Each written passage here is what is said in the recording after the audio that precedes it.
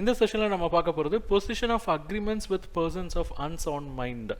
Unsound mind உடையவங்க கூட நீங்கள் அக்ரிமெண்ட் வச்சுக்கிட்டிங்கன்னா அந்த அக்ரிமெண்ட்டினுடைய பொசிஷன் என்ன?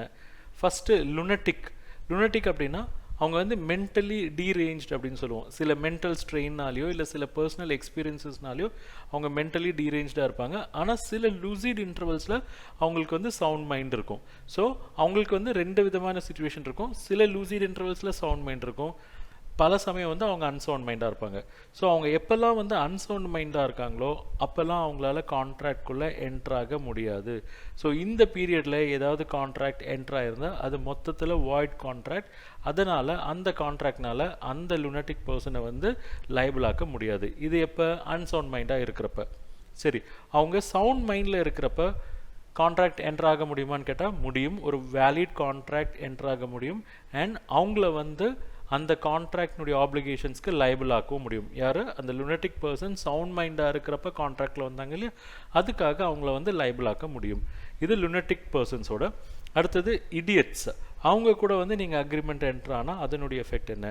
இடியட்ஸ் அப்படின்னா அவங்க வந்து பெர்மனெண்ட்டாக வந்து அன்சவுண்ட் மைண்டில் இருப்பாங்க. ஸோ அவங்க கூட வந்து எந்தவித கான்ட்ராக்டும் இறங்க முடியாது. அப்படி ஏதாவது கான்ட்ராக்ட் சைன் பண்ணியிருந்தால் அது வந்து மொத்தத்தில் வாய்ட். அண்ட் இந்த கான்ட்ராக்ட்னால இந்த அக்ரிமெண்ட்னால அந்த பர்சனை வந்து, அதாவது இடியட், அவங்கள வந்து நம்ம லைபிள் ஆக்க முடியாது. மூணாவது கேஸ் வந்து ட்ரங்கன் பர்சன். ட்ரங்கன் பர்சன் இதை வந்து நம்ம எப்படி பிரிக்கலாம் அப்படின்னா, ஒரு சேன் பர்சன் அவங்களுக்கு ஃபீவர்னால ரொம்ப டிலீரியஸாக இருக்காங்க, இல்லை ரொம்ப ட்ரங்கடாக இருக்காங்க, அதனால அவங்களுக்கு கான்ட்ராக்டினுடைய டேர்ம்ஸை புரிஞ்சிக்க முடியாது, இல்லை அவங்களுடைய இன்ட்ரெஸ்ட்டில் வந்து ரேஷ்னல் ஜட்ஜ்மெண்ட் எதையும் எடுக்க முடியாது. ஸோ அந்த மாதிரி பர்சன்ஸ் வந்து அந்த மாதிரி ஒரு டெலிரியம் இல்லை அந்த ட்ரங்க்னஸ் இருக்கிற வரைக்கும் வந்து அவங்களால கான்ட்ராக்டுக்குள்ளே இறங்க முடியாது. ஓகே, இதில் வந்து சில எக்ஸெப்ஷன்ஸ் இருக்குது, அதையும் பார்ப்போம்.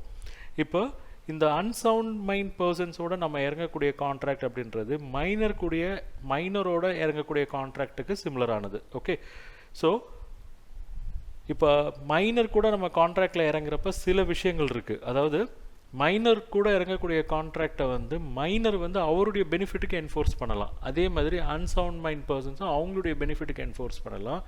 செகண்டு, இப்போ இந்த மைனருக்கோ இல்லை அன்சவுண்ட் மைண்ட் பர்சனுக்கோ அவங்களுடைய நெசசரிஸ்க்கு சப்ளை பண்ண கான்ட்ராக்டாக இருந்தால், ஓகே, அவங்களுடைய, அதாவது அந்த மைனரோ அன்சவுண்ட் மைண்ட் பர்சனோ அவங்களுடைய நெசசரிஸோ இல்லை அவங்களுடைய டிபெண்ட்டுக்கான நெசசரிஸ்க்கு மணி கொடுத்த கான்ட்ராக்டாக இருந்தால் தென் அந்த பர்சன்ஸினுடைய ப்ராப்பர்ட்டிஸை வந்து அட்டாச் பண்ண முடியும்.